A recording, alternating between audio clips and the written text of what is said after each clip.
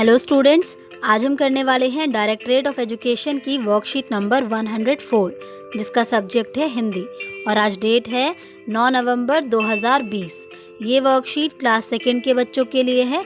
तो चलिए स्टार्ट करते हैं हम आज की वर्कशीट। बच्चों, वर्कशीट में आपको यहाँ पर अपना नाम लिखना है। यहाँ पर आपकी क्लास पहले से लिखी हुई है तो आपको अपना सेक्शन लिखना है और यहाँ पर लिखना है आपको अपने टीचर का नेम। हमारी जो आज की वर्कशीट है उसका टॉपिक पार्ट अधिक बलवान कौन से लिया गया है। बच्चों, इस पार्ट को आप ऑलरेडी वर्कशीट नंबर 101 में पढ़ चुके हैं। अगर आप इसे दोबारा से पढ़ना चाहते हैं तो मैं उस वीडियो का लिंक आपको इसके डिस्क्रिप्शन बॉक्स में दे दूंगी, आप वहां से इस पार्ट को पढ़ सकते हैं। आज हम करने वाले हैं गद्यांश पर आधारित प्रश्न। नमस्ते बच्चों, कैसे हैं आप? बच्चों, आपने अधिक बलवान कौन कहानी तो पढ़ ली है। आइए उसे दोहराते हुए नीचे दिए गए प्रश्नों के उत्तर दीजिए। आइए बच्चों, सबसे पहले हम एक गद्यांश को देखेंगे। एक बार हवा और सूरज में बहस छिड़ गई। हवा ने सूरज से कहा, मैं तुमसे अधिक बलवान हूँ। सूरज ने हवा से कहा, मुझ में तुमसे ज़्यादा ताकत है।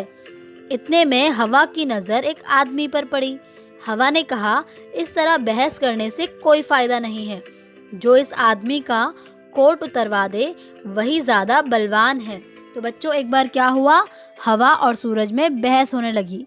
हवा ने कहा कि मैं अधिक बलवान हूँ। सूरज ने कहा कि मुझ में तुमसे ज़्यादा ताकत है। इतने में हवा की नज़र पड़ी एक आदमी पर।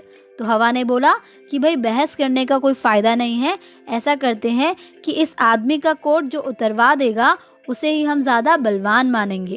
अब हम देखते हैं इस गद्यांश पर आधारित प्रश्नोत्तर। पहला प्रश्न है, किस किस के बीच बहस हुई? तो जल्दी से बताइए, किस किस के बीच बहस हुई? बिल्कुल सही, सूरज और हवा के बीच।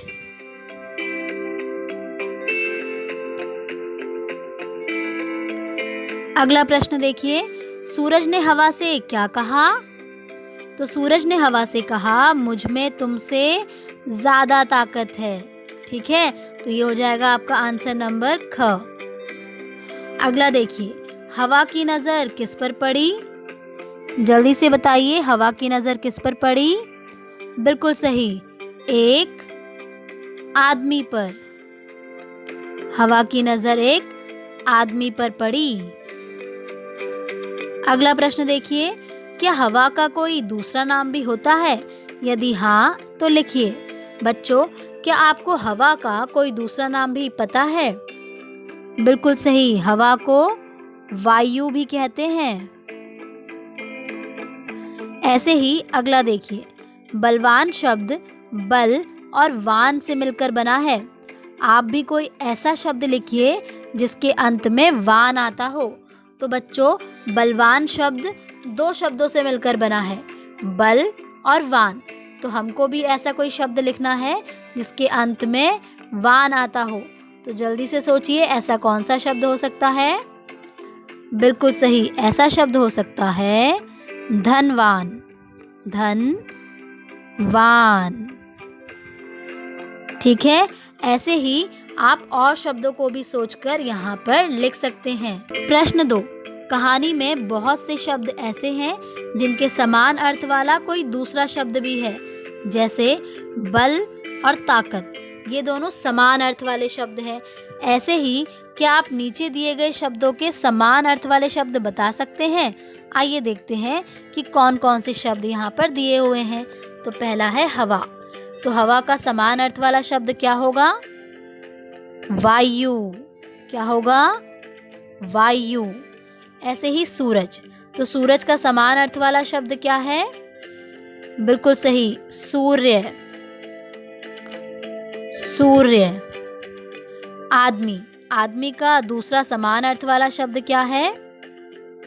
मनुष्य। मनुष्य। ऐसे ही अगला है ज़्यादा। तो ज़्यादा का समान अर्थ वाला शब्द क्या है? बिल्कुल सही, बहुत।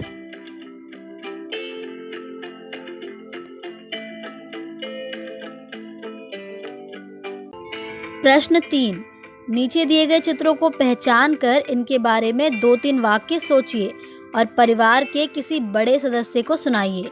तो बच्चों, आपको नीचे 3 चित्र दिए गए हैं। आपको इन तीनों चित्रों को पहचानना है और इनके बारे में 2-3 वाक्य सोचकर अपने परिवार के किसी बड़े सदस्य को सुनाना है। ठीक है? तो पहला चित्र कौन सा है? पेड़। कौन सा है? पेड़। तो पेड़ के बारे में क्या-क्या वाक्य हो सकते हैं?